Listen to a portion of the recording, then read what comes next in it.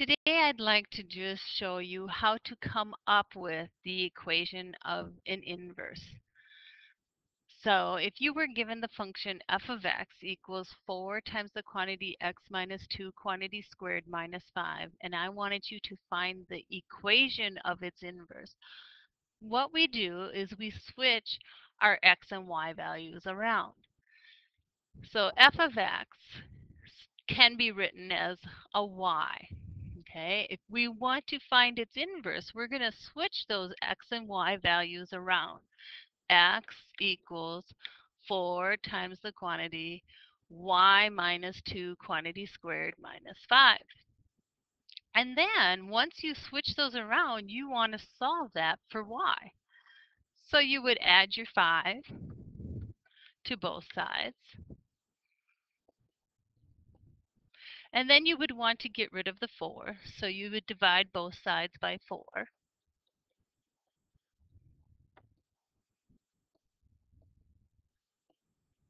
To get rid of the squared, you would take the square root. You could write the absolute value of y minus 2 equals the square root of x plus 5 over 4, and then understand that you get two equations. Or right away you could just say, well, it's going to be positive and negative square root of x plus 5, and then the square root of 4 is 2. So we're going to put a 2 on the bottom, equals, and the square root of y minus 2 quantity squared would be y minus 2.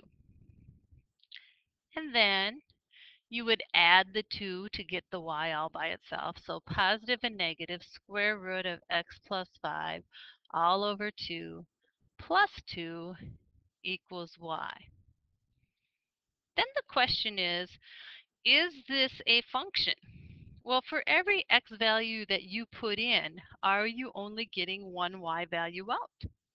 The answer would be no, because you're getting a positive number out and a negative number out. So no, this is not a function. There is a relationship, but it's not a function. And to quickly see that on the graph, your first function, y equals 4 times the quantity x minus 2 quantity squared minus 5, is your parabola whose vertex is right 2 and down 5. And then if you put a 1 in, you get negative 1. If you put a 3 in, you get negative 1. So you have that nice parabola.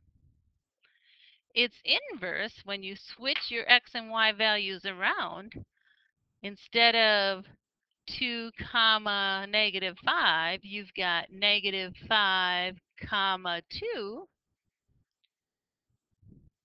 Instead of 1 comma negative 1, you have negative 1 comma 1. Instead of 3 comma negative 1, you have negative 1 comma 3.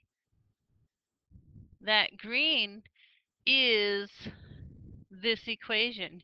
You've got the positive square root and you've got the negative square root. Okay, the top half and the bottom half. But it's not a function because your vertical line is going through more than one point. So how you find a inverse of a function is you switch the x and y values around and then you solve them for y.